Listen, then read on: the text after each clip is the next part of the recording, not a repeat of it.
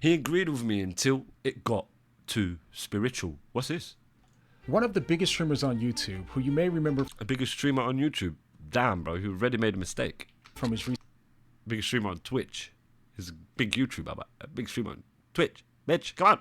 recent feud with Elon Musk, just reacted to my video in front of his 3.6 million subscribers. And although he's not a Christian, he nailed the core issue in culture better than most pastors. Okay, moving on. Deception dressed as tribal loyalty. He's right about that. But when I brought up the gospel as the cure, that's when everything shifted. So in this video, I want to walk you through where we agreed, where we didn't, and why Okay, I don't think I've seen Asmon react to anything sort of like this. I still believe the gospel offers the cure that he's looking for. Oh, damn, the Now, gospel. to be honest, it almost pains me to point out our disagreements because we agreed on so much. For almost all of his video, it pretty much went like this. Yep. The end because it feels like This is survival. Part of why we Crazy, right?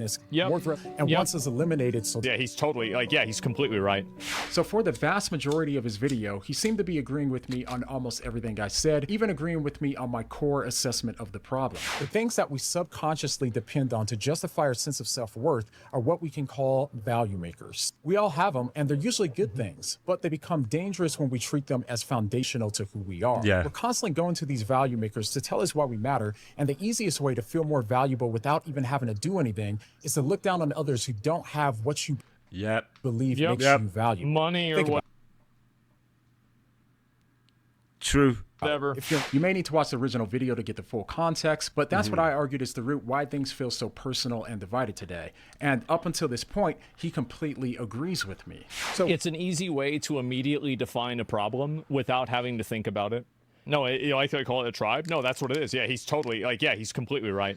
okay, so it seems we agree on the problem, but if Tribes, clans. we're seeing the same problem, then why are our solutions so different? Well, that's because where you get value from determines everything else. And here's where he poses a solution to the value maker problem, in which he raises a really interesting solution, although I don't believe that it can actually solve the problem. Okay. I think that if you build your identity on something that you didn't earn, you're always going to have problems and you will have issues just down the line with like 50 different things. And so what you're really seeing in these cases is that people that are defining themselves on things that they can't control and they don't have any ownership of, the only people that do that are losers that don't have anything else going for them. So they take pride in things that they had no control over. Yeah.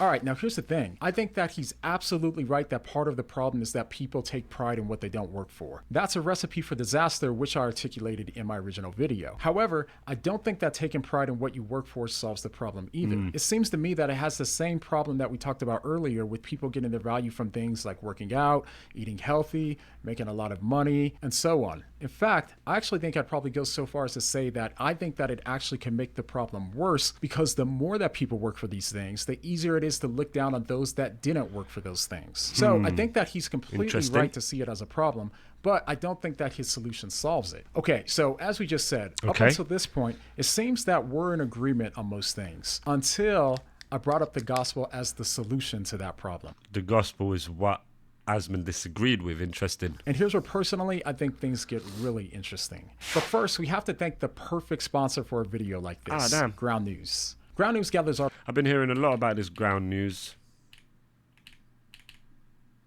There's the QR code if you're interested. news today. Then go ahead and go to groundnews.com/what-do-you-meme What do you mean? and get 40% off of unlimited access with the Vantage plan.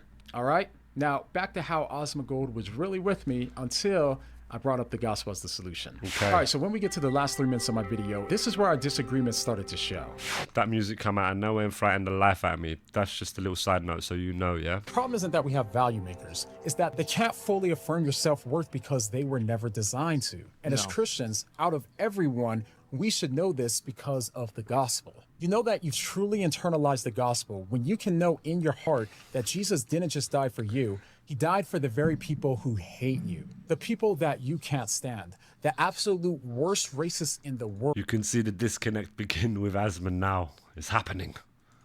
You know that you've internalized the gospel if you know that, while also knowing that you're no more deserving of salvation than they are. And if that feels unjust when you look at them, It's because it is. It is unfair for him to offer them salvation. But it's also true when they look at you and believe that it's unfair for him to offer you salvation as well. It's like the prodigal son.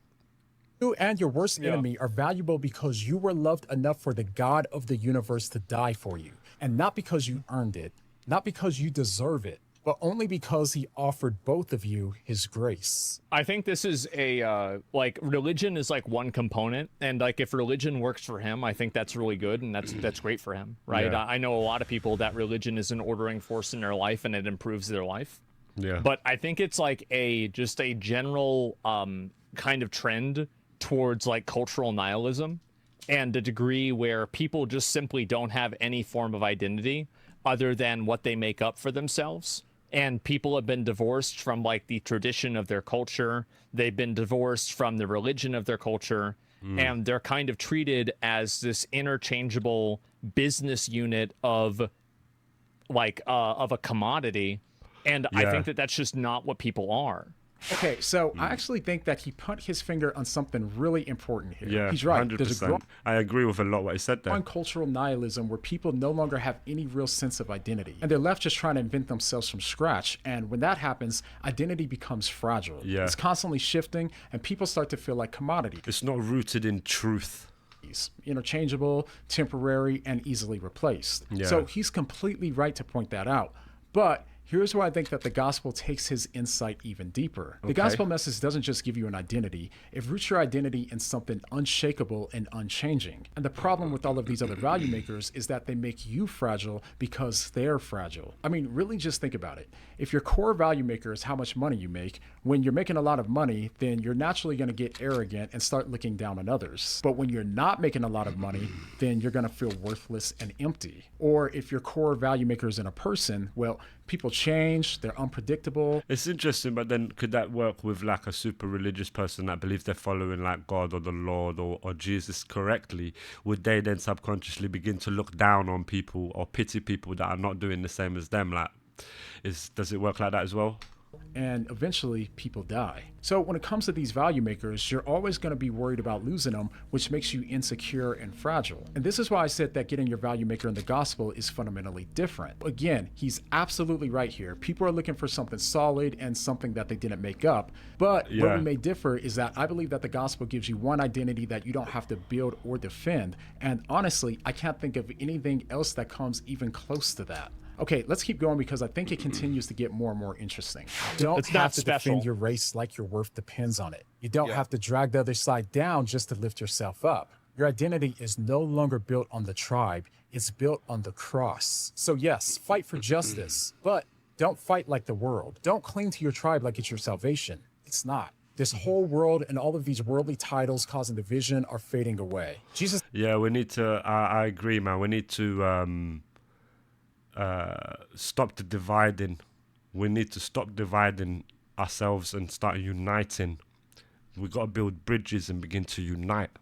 He didn't die to save your race. He died to save your soul. I mean, this is religion, but I think the real problem is the government. The government not adhering to the law and not enforcing the law accurately and treating people fairly is what causes these race wars. That's what really causes it to happen. Okay, I agree with him, and I totally see what he's getting at. But I also think that if we look at any other government in the world, then we're going to start seeing the same problems. I mean, it seems clear to me that the problem goes far beyond governments or race. Like, even if everyone is the same race, they're still going to find ways to fight and separate. Even No, when that's people the human condition. Yeah, that's the human condition. start off as having the same political beliefs, they eventually still splinter off and separate. The deeper reason why is because when people look to these value makers Ideologies and cause such. people to stress the differences between themselves and others rather than stressing the similarities. And by the way, of course, this is what I'm saying. There's a lot of the focus and the stress is on the differences and not the similarities. That's what we should be doing. We should be looking to see what we have similar with each other. And there's a lot more than what we don't have similar. We've got to overlook what we differentiate and look for common ground with each other. Always looking to unite, not looking to divide. this even happens with religion, which is why you see so much conflict in places where people largely hold to the same religious beliefs. Yeah, and as he said, the same issue is happening in religion, because in every religion, most religions is split There's a sect that believe this and a sect believe that under the same religion. There's always that, because that's, again, the human condition. Beliefs. It's the same problem. When people believe that they're ultimately valuable because they're right and other people are wrong, then naturally they're going to start looking down on others who they don't believe are. Even if they're a good and pure and pious person, subconsciously this is what happens. And then we're back in this same cycle. Yes. Maybe you've even seen it in your family, how easy it is to reduce people to what side they're on. And this really is heartbreaking, especially when kids grew up thinking that their value depends on how right they are. But in the gospel, we're all united by our need for a savior, and none of us were capable of earning our salvation. So you see a message like that, you can understand how people can flock to that. And I'm not against it or opposing it. As Asmond said, if you find comfort in that, I think that's a wonderful thing. I can see why. It's the great neutralizer. And it's great. And all of this is even more important to keep in mind while listening to what he says next. Because, I mean, the fact is, like, religion helps. But I mean, I'm pretty sure a lot of people in like the Middle East, for example, are religious, and they've been fighting each other forever. So it's not like religion solves the problem. Yeah, no, that's true, because religion itself, as we said earlier, has fractures within it. It's not perfection. It's not like a bastion of this is look how civilized or how, no, because there's fractures in there. There's disagreements and murders and killings and war within that as well. So it's the human condition ultimately of like war, right? Okay, I actually really appreciate him making this point, because not only is it a great objection, but it also gives me the opportunity to clarify something that I didn't in my original video. To be clear, I don't think that religion solves the problem. As I said earlier, I think that it falls into the same issue as any other value maker. Yeah. What I'm talking about is not having religion as a value maker, but instead the truth of the gospel message as your value maker. The message that you are fully loved and accepted, not based on how hard you work and what you've done, but instead based on the fact that the God of the universe died in your place, so that way when you stand before God on Judgment Day, your salvation is based on the life that he lived rather than the life that you lived. See, and that's a message that you can see why people would flock to. I can see, I understand why, So this gives you an identity that if you... I feel like there's nothing wrong with that as well. In any religion or any view that you see and you seek comfort in it, ultimately it's the same place that we want to all strive to.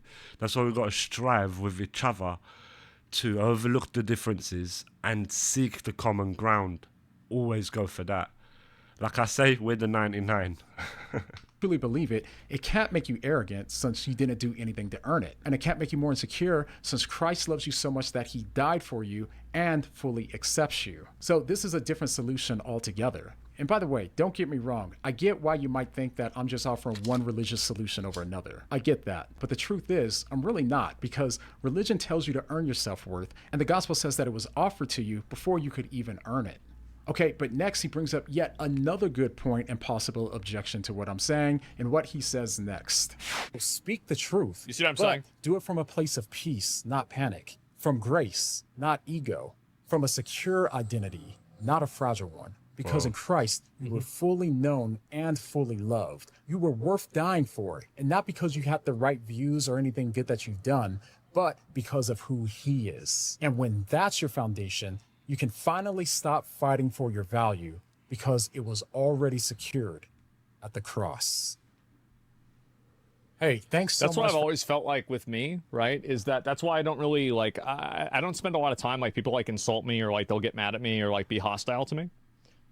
Is that like, I don't really think that it matters what those people say, because like my own personal value is what really matters the most. Yeah.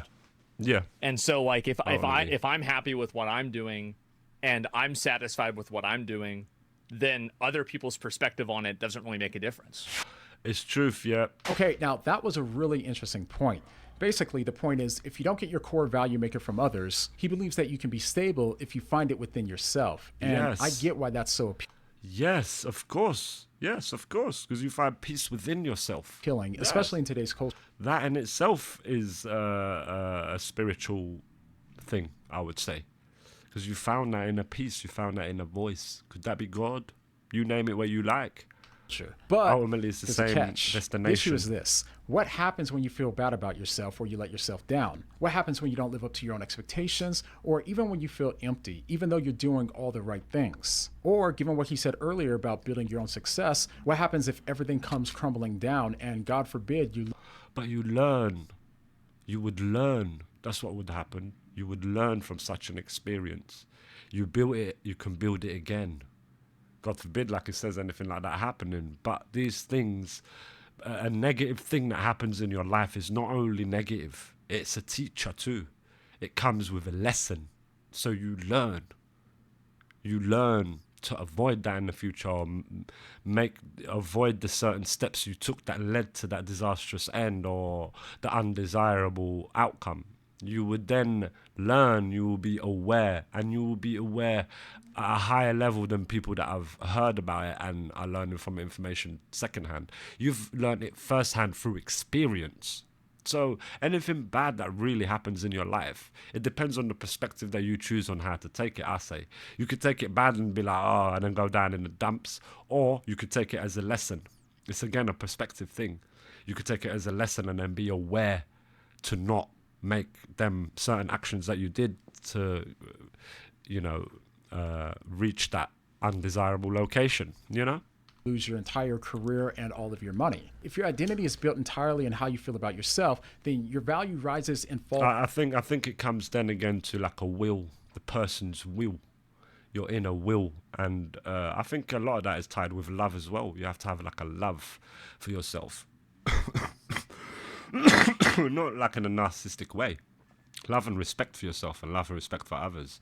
And there's this will inside, not this level of shattered being where anything that can happen to you, you get blown in the wind and you're taken by the wind like a leaf. No, you're anchored down with the will. And stuff happens in life. There is ups and downs. There is not only rosy days.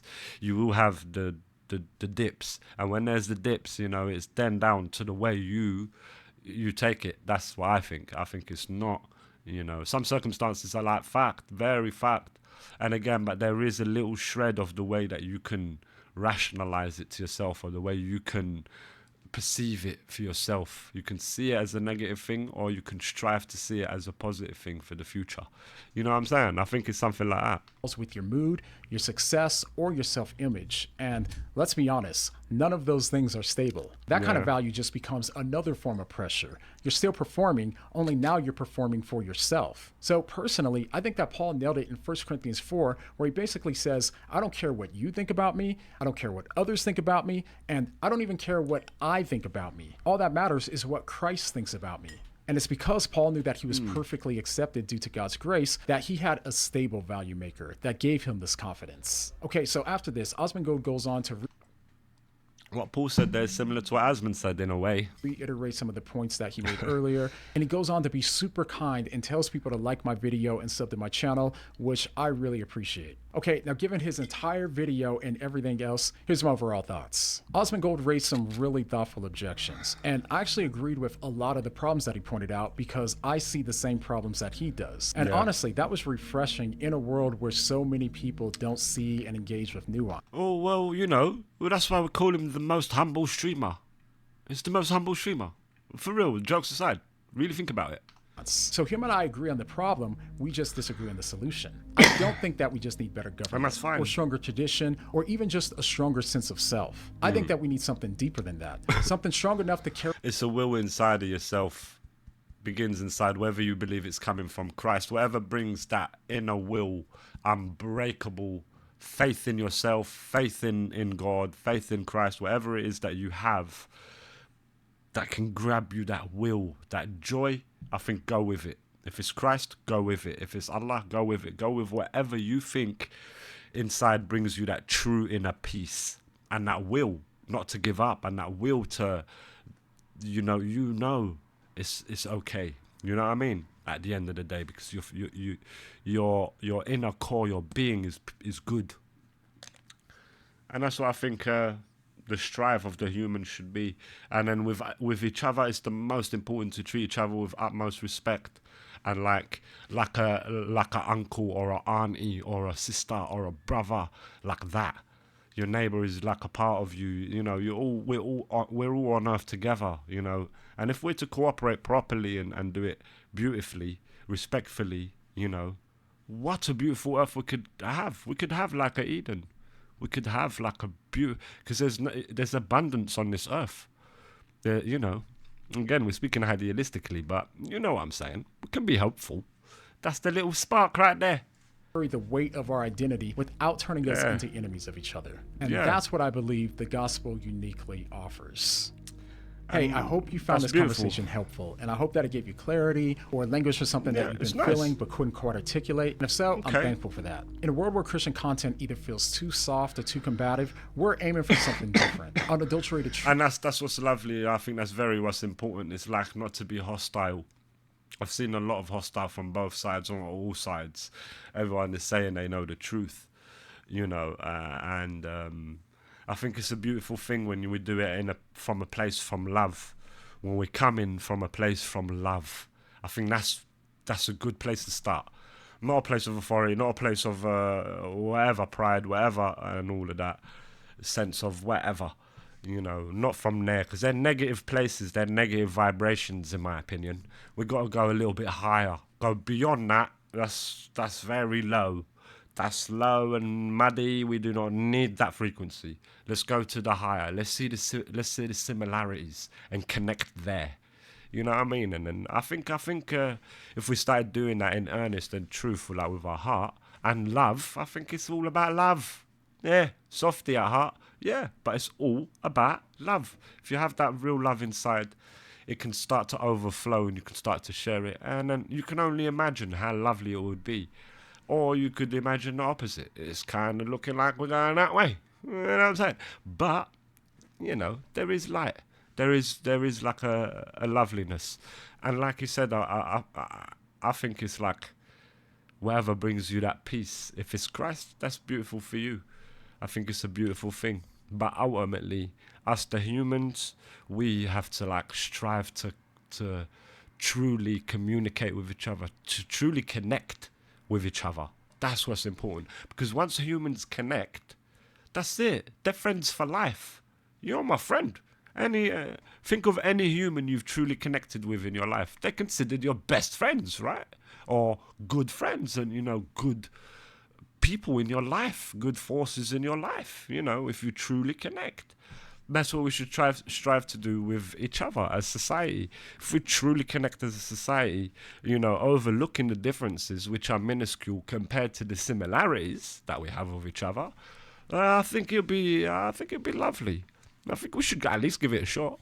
Truth, but with humble grace. We want believers to be confident in their faith while also leaving skeptics curious enough to stick around. So if that's a message that you want to support, one of the most impactful ways to help our message is by partnering with us on Patreon. The link's in the description. So go and show some love to Asmongold's video and check out my original one if Brilliant. you haven't. I love and to see I'll it. see you there. I All love right? to see it. Thanks for watching.